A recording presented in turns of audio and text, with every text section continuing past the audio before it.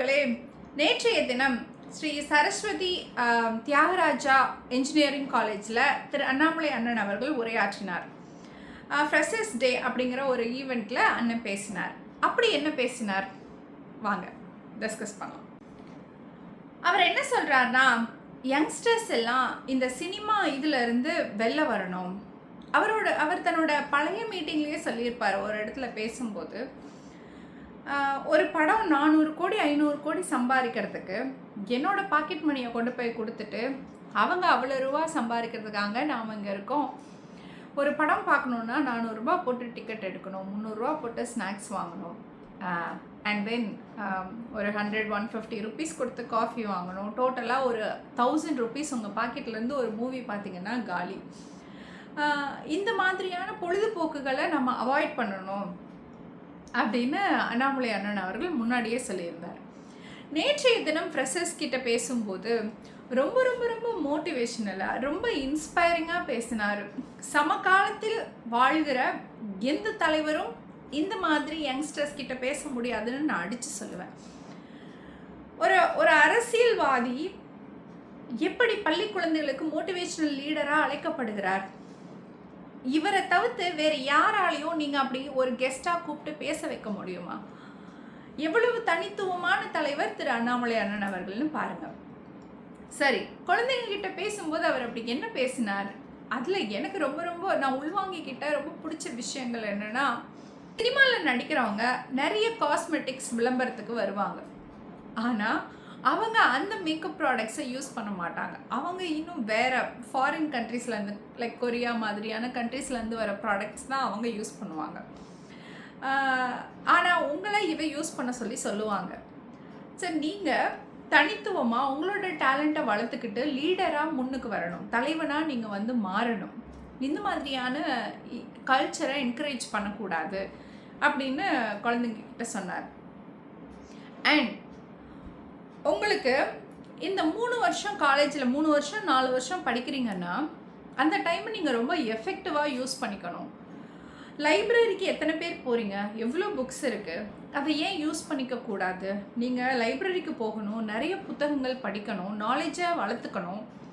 And உங்களுக்கு ஏதாவது grey ஏரியாஸ்ன்னு சொல்லுவோம்ல, ஒரு சிலருக்கு இங்கிலீஷ் பேச வராது, ஒரு சிலருக்கு ஸ்டேஜ் ஃபியர் இருக்கும். அந்த மாதிரி நம்மளுடைய கிரே ஏரியாவை கண்டுபிடிச்சி அதை இம்ப்ரூவ் பண்ணிக்க இந்த ஸ்டேஜை நீங்கள் யூஸ் பண்ணிக்கணும் அப்படின்னு அண்ணன் சொன்னார். அண்ணனுக்கு சின்ன வயசில் திக்குவாக இருந்ததாகவும் அவருடைய பள்ளி ஆசிரியை அவங்கள நியூஸ் பேப்பரை படிக்க வச்சு டெய்லியும் morning after prayer news paper வாசிக்கிற டாஸ்க்கை திரு அண்ணாமலை அண்ணன் அவர்களுக்கு கொடுத்து அவருக்கு அந்த ஸ்டேஜ் ஃபியரை போக வச்சதாகவும் அவர் எக்ஸாம்பிள் சொன்னார் பசங்களுக்கு. எவ்வளோ நல்ல விஷயம் இல்லை? அண்ட் தென் ரொம்ப டிசிப்ளினான குழந்தைங்களாக வளரும்போது சமுதாயத்தில் ரொம்ப நாகரிகமாக கௌரவமாக வாழ்கிற மாதிரியான குழந்தைங்களாக நீங்கள் நாளைக்கு வரணும். இது ரொம்ப முக்கியம் இல்லை? இதை சொல்கிறதுக்கு ஆட்கள் ரொம்ப கம்மிங்க இப்போது சொசைட்டியில்.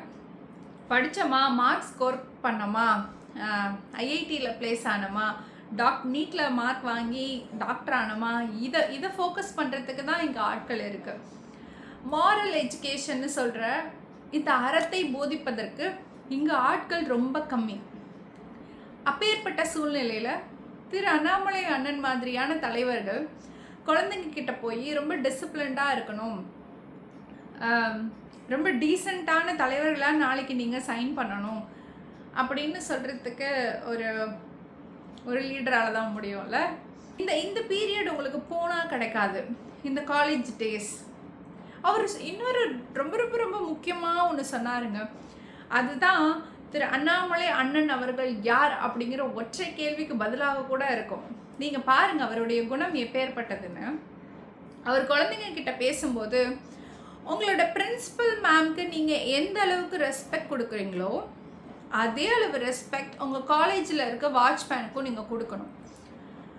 உங்கள் மேம் எப்படி உங்கள் கல்விக்கு ரெஸ்பான்சிபிலிட்டி எடுத்துக்கிறாங்களோ உங்களை சேஃப்கார்ட் பண்ணுறதுல அந்த வாட்ச்மேன் அண்ணாவோ, மோஸ்ட்லி அண்ணா தான் இருப்பாங்க, அந்த ஐயாவோ ரெஸ்பான்சிபிள் இல்லையா? ஸோ அவங்கள நீங்கள் ரெஸ்பெக்ட்ஃபுல்லாக நடத்தணும். நாட் ஓன்லி தெம், உங்களுக்கு ஒர்க் பண்ணுற மற்ற பணியாளர்கள், நிறைய ஸ்டாஃப்ஸ், நான் டீச்சிங் ஸ்டாஃப்ஸ், சப்போர்ட் பண்ணுறதுக்கு நிறைய பணியாளர்கள் இருப்பாங்கல்ல. கூட்டுறவங்க, பெருக்கிறவங்க, தண்ணி பிடிச்சிட்டு வரவங்க, கேண்டீனில் ஒர்க் பண்ணுறவங்க, இந்த மாதிரி யாராக இருந்தாலும் அவங்கள நீங்கள் ரொம்ப ரெஸ்பெக்ட்ஃபுல்லாகவும் தேங்க்ஃபுல்லாகவும் நடத்தணும் அப்படின்னு சொன்னார்.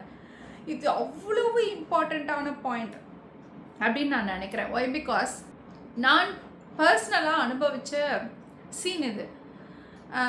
இந்த காட்சி என் மனசை விட்டு போகவே போகாது.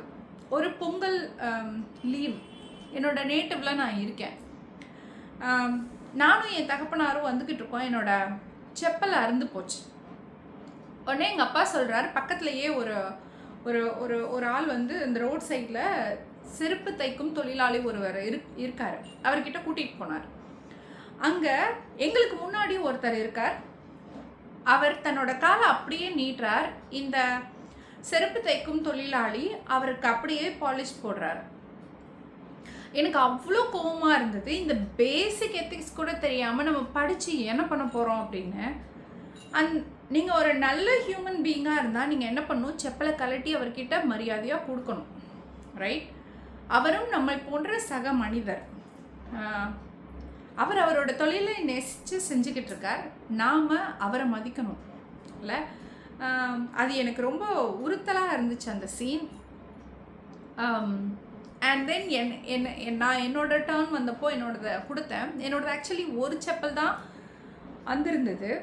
அந்த சகோதரர் அந்த ஒரு செப்பலை வாங்கி சரி பண்ணிவிட்டு, இன்னொன்னையும் கொடுங்க, நான் அதுக்கு இப்போவே தையல் போட்டு கொடுத்துட்றேன், ஸோ தட் இது ரொம்ப நாளைக்கு உங்களுக்கு அந்து போகாமல் இருக்கும் அப்படின்னு சொன்னார். அவர் எங்கே அந்த ஃபஸ்ட்டாக தைச்சிட்டு போனார்ல, பாலிஷ் போட்டு போனார்ல, அவர் எங்கே மனசில் இவர் அவ்வளோ அவசரத்துக்கு போய் நின்னார். அப்படி எந்த தொழில் செய்தால் என்ன, எல்லா மனிதர்களையும் நாம் சமமாக நடத்தணும், மரியாதை கொடுக்கணுங்கிறத அண்ணன் எவ்வளோ அழகாக அந்த பிள்ளைகளுக்கு சொல்லி கொடுக்குறாருல. அதனால தான் இப்பேற்பட்ட தங்க தலைவனை நாம் ஆதரிக்கிறோம். நல்ல சமுதாயமாக நாளை நம் தமிழகம் வாழ நாம் இந்த தலைவரை அங்கீகரிப்போம், மாறுவோம், மாற்றுவோம். நல்லதே நடக்கும். நன்றி.